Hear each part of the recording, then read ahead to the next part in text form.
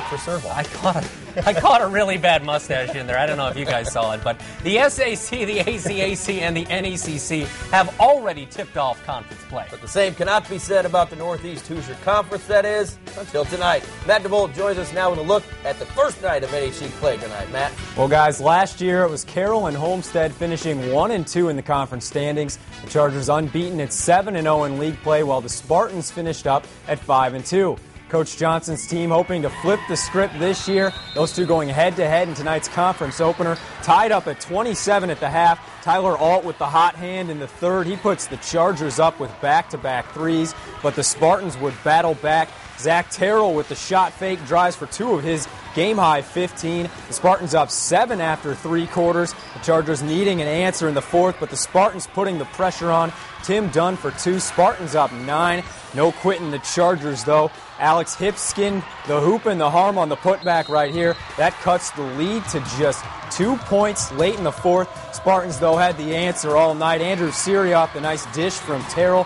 One last chance to tie things up for Carroll. Stephen Jones had a big night, but he couldn't get this one to fall. And it's Homestead winning the early conference clash, 58-53, the final.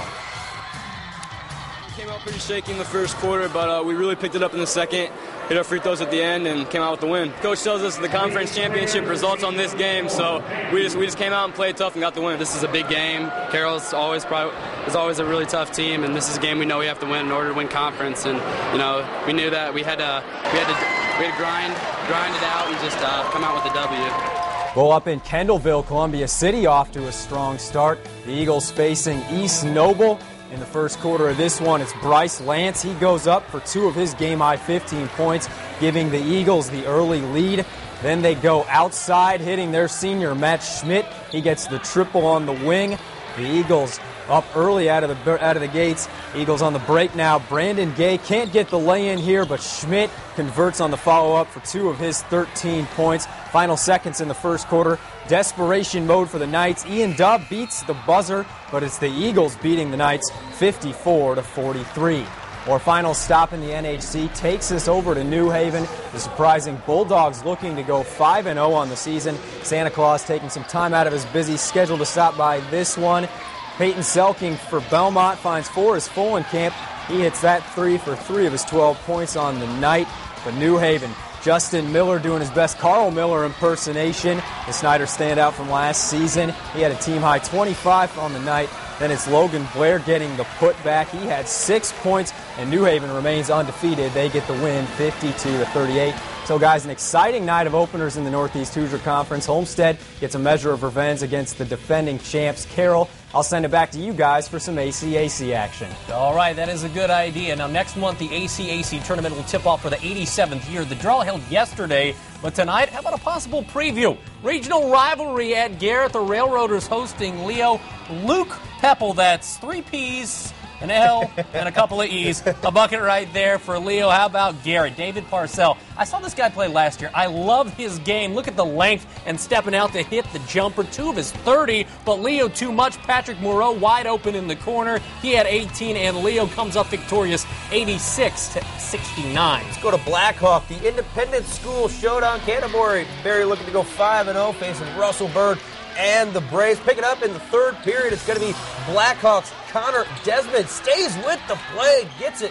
That's stick-to-itiveness, by the way. Gets the bucket there, but Canterbury's Jason Jordan, he had 25 points. Austin Hatch, he had 10. Canterbury sticking tight. Russell Bird, 27 points to go with 5 dishes. Seth Kistler finishes it off, and Blackhawk wins a 1-point game. 65-64 the final. All right, switching from high school to college, St. Francis with a big opportunity on its hands tonight. The Cougs hosting second-ranked Walsh at the HUTZELL Center. Walsh 10-0, St. Francis 8-3. Pick it up in the first half. DeJavon Sawyer Davis.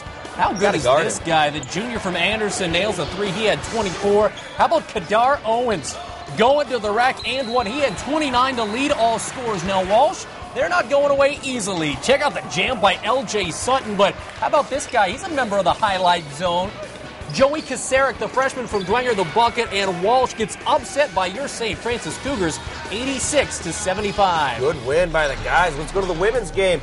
Cougars hosting Aquinas in a top 25 showdown. Cougars starting the game with a bang. It's Bianca Woods, the former Redskin, hitting the three. Aquinas led early, though, but that's when Chanel Ridley goes to work. The spin in the lane off glasses. She steps back, hits the J. A double-double for her. 20 and 11. It was back and forth. Bessie Jenkins would cap off an 8-0 run with the triple, but Aquinas wins this one 81-70 the final. All right, how about the Madans? They were on the road, Joey Meyer's team in Springfield, to face the Armor.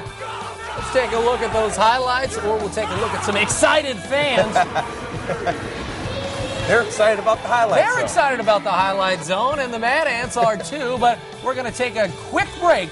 Coming up, we'll talk about the play of the week. Got the play of the week. Plenty more action to talk about with the Komets. Hey, there's only one every week. This is the Drive Alive Play of the Week. Let's go back to Dwanger, Scott Cohn, posterizing Greg Johnson.